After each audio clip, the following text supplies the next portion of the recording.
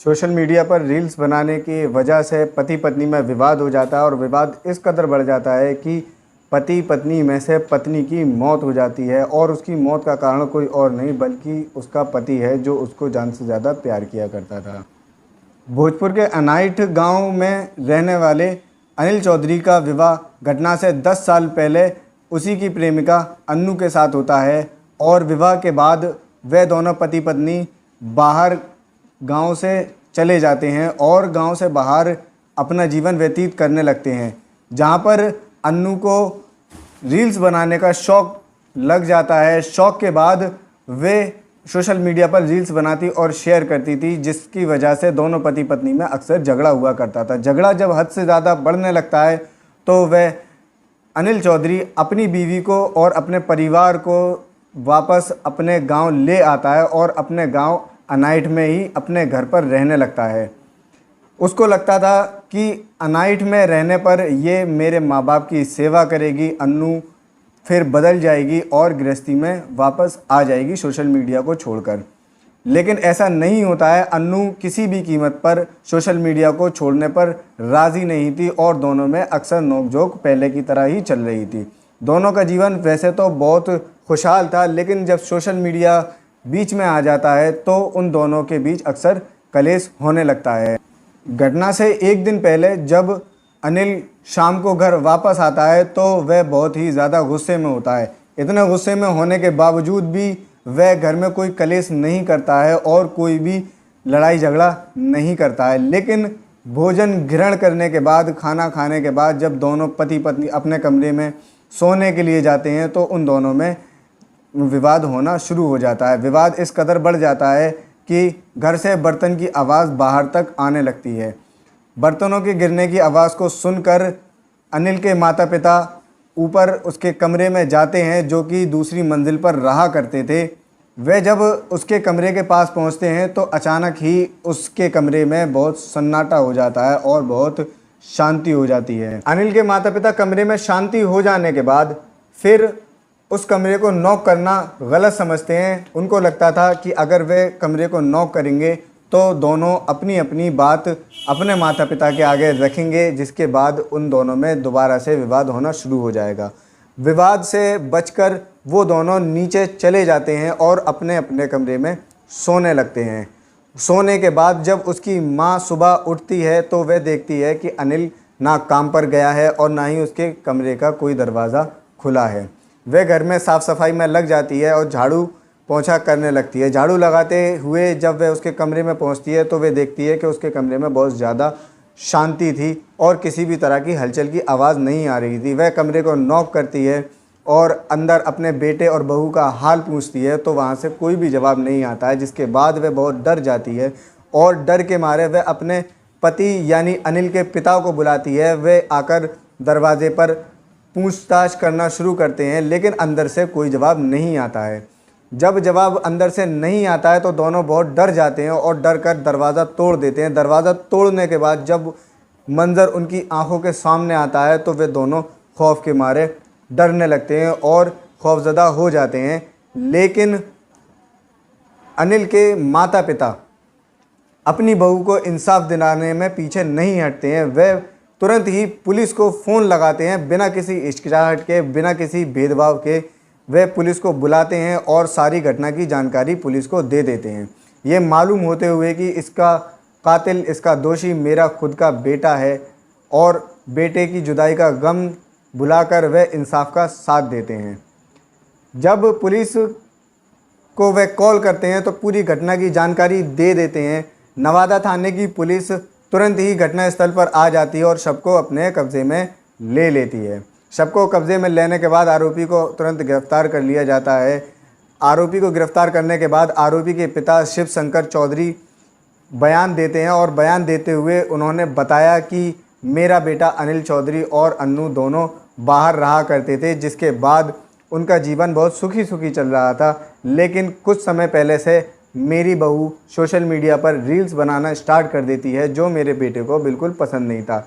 उनमें अक्सर नोक-झोंक हुआ करती थी, अक्सर विवाद भी हुआ करता था। अधिक विवाद हो जाने के बाद वे दोनों अपने गांव वापस आ जाते हैं और अपने ही घर में दूसरी मंजिल पर रहना शुरू कर देते हैं।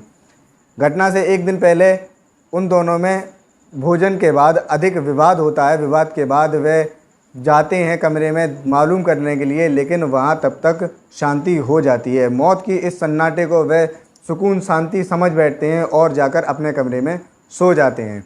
कमरे में वे चैन की नींद गुजारने के बाद जब सुबह अपने बेटे का हाल लेते हैं तो वहाँ से कोई जवाब नहीं आता, जिसके बाद वे बहुत डर जाते हैं। डर के मारे वे जब दरवाज़ा तोड़ते हैं तो वे उनके सामने देखते हैं कि किस तरह से एक मौत का मंजर उनके सामने रखा हुआ था। उन्होंने अपनी बहू की लाश को देखकर हक्का बक्का हो जाते हैं और उसके बाद वे पुलिस को कॉल लगा देते हैं। पुलिस ने आरोपी से पूछताछ की तो आरोपी ने अपना गुनाह कबूल कर लिया है और अपना दुख और दर्द बयान कर दिया है। अनिल ने बयान दिया है कि वह अपनी पत्नी से बहुत अधिक प्रेम किया करता था, जिसके बाद वह दोनों अकेले ही अपना जीवन व्यतीत करने के लिए गांव से बाहर चले जाते हैं। गांव से बाहर वह एक छोटी सी फैक्ट्री में मजदूरी किया करता था, जिसमें और मजदूरी के बाद जब वो शाम को घर आता था तो उसकी बीवी उसको प्यार से खाना देती थी और उनका जीवन इसी तरह खुशी खुशी चल रहा था। एक दिन उसकी बीवी को रील्स बनाने का चस्का लग जाता है, उसको इस चीज़ का शौक़ लग जाता है।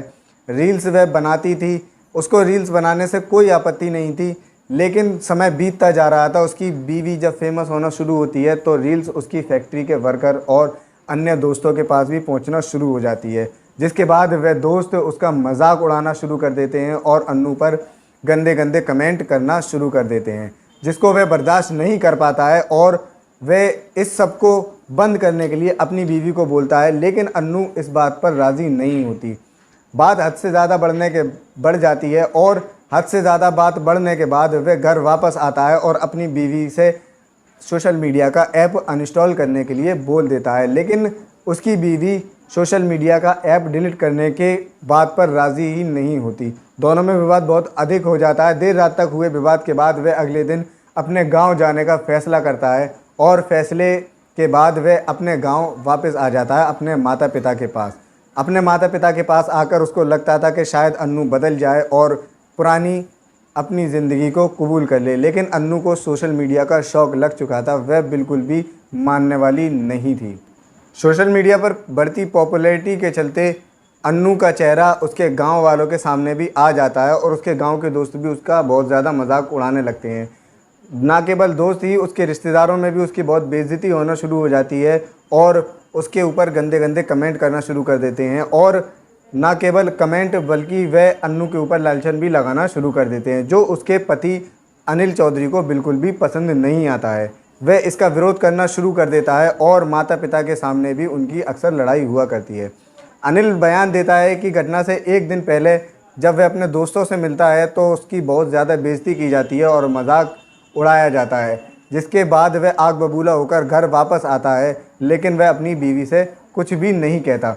बीवी से न केवल कुछ बोलता है बल्कि वह साथ में प्यार से खाना खाता है और प्यार से रहता है। जब वह दोनों सोने के लिए अपने बिस्तर में जाते हैं तब वह अपनी बीवी को प्यार से समझाता है और उसके हाथ से फ़ोन लेकर सोशल मीडिया का ऐप डिलीट करने लगता है। इस बात को देखकर अन्नू बहुत आग बबूला हो जाती है और उसके हाथ से फ़ोन छीन लेती है। दोनों में विवाद होना शुरू हो जाता है। विवाद इस कदर बढ़ जाता है कि दोनों में हाथापाई भी होने लगती है। जब अन्नू हाथापाई शुरू कर देती है तो अनिल अपनी आपा खो बैठता है। अनिल बताता है कि मेरा दिमाग कुछ इस तरह से काम कर रहा था कि मुझे कुछ समझ में ही नहीं आ रहा था और उसके कानों में उसके दोस्तों की हंसी और दोस्तों के ताने सुनाई दे रहे थे। अनिल बताता है कि जब वह इस घटना को अंजाम दे रहा था तब उसको कुछ भी समझ नहीं आ रहा था वह क्या करे। सिर्फ उसको अपनी इज्जत की और दोस्तों के मजाक उड़ाने के पीछे बदला लेने की पड़ी थी। वह अपने गले से गमछा निकालता है और गमछे से उसका गला दबाना शुरू कर देता है। गला दबाने से उसकी मौत हो जाती है और मौत के बाद जब उसको होश आता है तो वह बहुत अफसोस करता है। अफसोस के बाद जब वह अपनी बीवी का मृत शरीर देखता है तो वह हक्का बक्का हो जाता है और सदमे में उसके शरीर के पास ही शोक मनाना शुरू कर देता है, क्योंकि वह अपनी बीवी से बहुत ही अधिक प्रेम किया करता था। उसके लिए वह अपनी जान भी दिया करता था, लेकिन उसने रील्स के विवाद के चक्कर में अपनी ही बीवी की जान ले ली थी। फिलहाल पुलिस के सामने अनिल चौधरी ने अपना गुनाह कबूल कर लिया है और इस घटना से बहुत ज़्यादा दुख भी व्यक्त किया है। लेकिन लोग कहाँ मानने वाले हैं। कुछ लोग अनिल को दोषी ठहराते हैं तो कुछ लोग अन्नू को दोषी ठहराते हैं। आपकी क्या राय है, कमेंट बॉक्स में ज़रूर बताइएगा।